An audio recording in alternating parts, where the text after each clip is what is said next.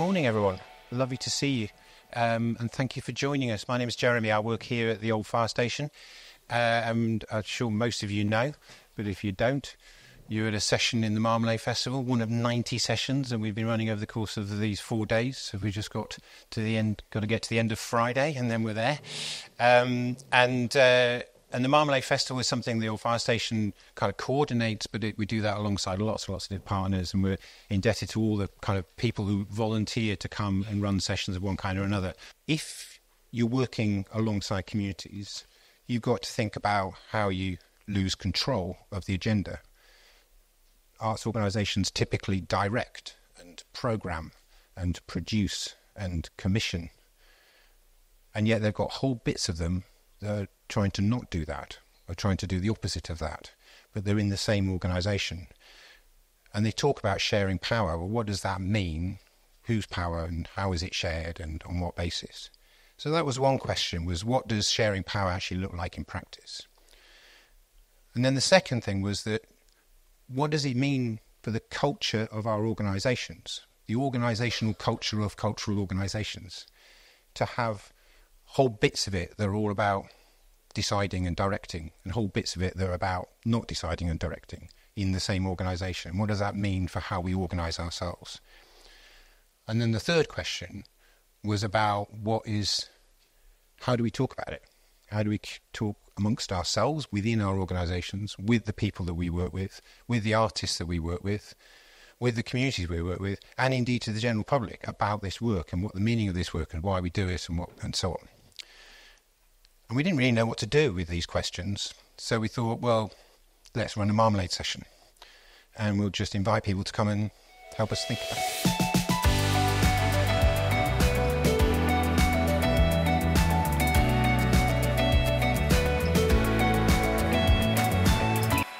Places like this, places of art, of being really important in my story and my journey. I don't feel like I exaggerate when I say art saved my life. Definitely saved me from a much less happy existence. Art is involved in every part in our life. As a scientific person, exploring art can stimulate my imagination and help me thinking outside the box. Fostering creativity can be applied to a scientific problem solving. So that's one way to be creative. And art helped me evoke and express my emotion in a way that scientific data analysis cannot be. With the human experience on a deeper level. You know, today it's about speaking, it's about listening. We've got all of these tables. Some element of separation, but I don't want you to see yourselves as separate groups. I want you to feel free to move between these groups and permeate across the tables. In a minute, I'm going to invite you to join one of these tables. Each one is set up around a specific question, which we'll introduce in a moment. My background is that I work in communities and I like to help facilitate art and creativity where ordinarily there hasn't been. So today, my question is, how do we share power? And I'm going to invite whoever would like to join me to craft a response to that. And we're going to make mini gentle radical textile wall hangings for our jacket.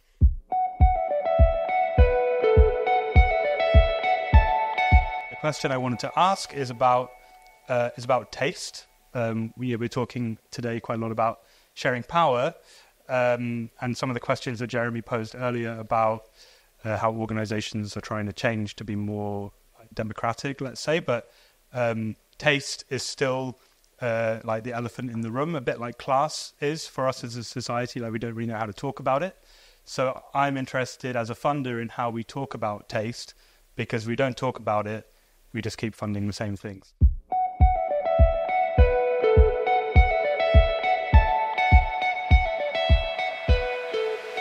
I've been working with my team, and we've also been talking about shifting power as an institution, and really trying to think about relationship-centred practice and how we have long-term relationships with community organisations such as Headway, and then what that brings to a large organisation and the value behind that. Yeah, so we wanted to talk about sharing power effectively with community groups. I'm Chris. I was part of the steering group.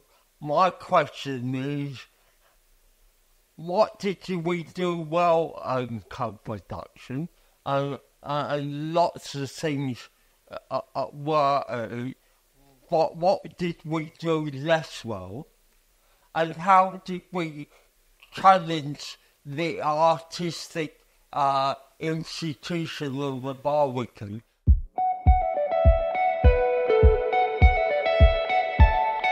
I'm looking at the question about that exchanging of power. So in a large, complex organisation, how can organisations share power?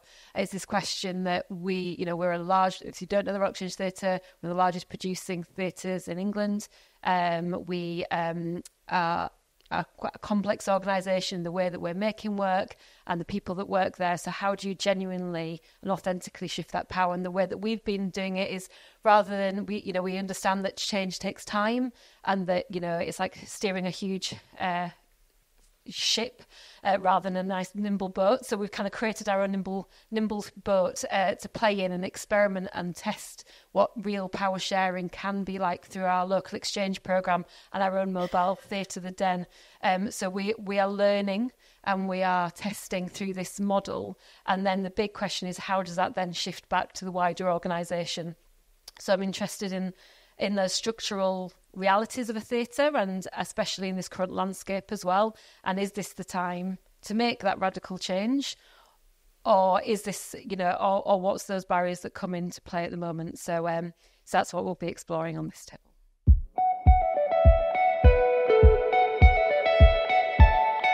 I'm really fascinated about this idea of power sharing. We feel intuitively that sharing power must be a good thing, being more democratic and sharing. These are good terms. But I often encounter within myself a kind of feeling of immobility around what that actually looks like. And what I see in lots of cultural organizations is kind of this experimentation in pockets, in areas, particularly often in participatory practice, kind of experimentation of how power can be shared. And this raises some questions for me about, firstly, what is this power that we think we have? What are we talking about? Are we talking about cultural power, economic power, decision-making? I don't know that we spend enough time asking ourselves that, and asking ourselves, who do we want to share it with and why? And where does that start and end? How radical are we talking? If this is a good thing? And what is the relationship between these smaller experiments? So my question is, can you share power a bit at a time? Can you go, we'll do this project where we share power, but our organization will run more or less as usual? How are we influenced by that experiment? And so I suppose the invitation of conversation I would love to have, where I feel this immobility, is if we were further down the road of sharing power really well and innovatively, what might we look like? What could that what could that radical change actually manifest as?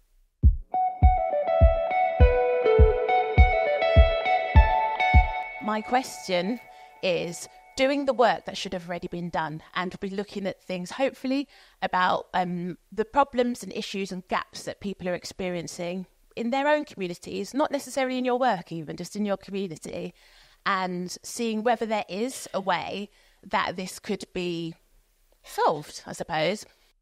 The thing that I want to hold on to is that the now what is being with you people and bringing more people in and having these conversations which enable us to think more deeply, to reflect, to learn, to be creative, to experiment, to be bold, to try not to be anxious about messing up to be prepared to just let's do this and then see, which is what this session was. When you're planning a project, or you're trying to run a service, or you're trying to engage in a thing, just think like an artist.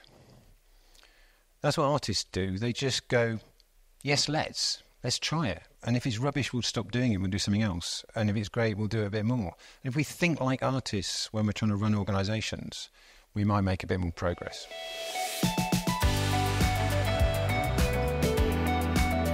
I found that really useful because it's certain conversations that have been had for years and years, and certain key issues that are continually raised. But one key takeaway from today is the way that action can be small or large, could be quick, it could take a long time, but change can be made and impact can be made despite those conversations and those challenges existing. As an organisation, we're always trying to think about how to always kind of question and challenge what we're doing and learn how to do it better. So, I think someone said in this session that power isn't static, it's dynamic, it's constantly changing and shifting in relationship to people. So I think we're always trying to think about co-production and how we work with our community of people living with brain injury to be the best version of our organisation that we can be. Taste feels like something is very difficult to talk about, but it's also something that is really influential because it kind of passes under the radar and people use it to shape, I guess, the conversation about what good art and culture is without really looking at themselves and thinking about where their taste has come from. So it was a really great conversation. It was really rich, really engaged group of people that were kind of challenging and exploring the question to themselves, maybe not for the first time internally, but maybe externally, like vocalizing some of their thoughts. So yeah, it was great. And one of the things, we've invited people to do is to, in the light of these conversations, what do they think the next step is? What is the thing that we could do more of and explore more, and how might we communicate better about this kind of stuff? So my hope is that it sparks a kind of connection between different cultural organisations, but also with artists and community groups that we work with and anybody else that's interested. It sparks a connection that enables us to kind of have more broader national conversations about this stuff and the significance of it, and that cultural organisations they are absolutely about presenting great art, but they are not just that. They are about the culture of the society in which we live, and how we talk to each other and how we connect with each other. And that's a critical part of our function. And how do we express that? And how do we understand the implications of that? And I just want us all to talk to each other more about that and to see where that goes.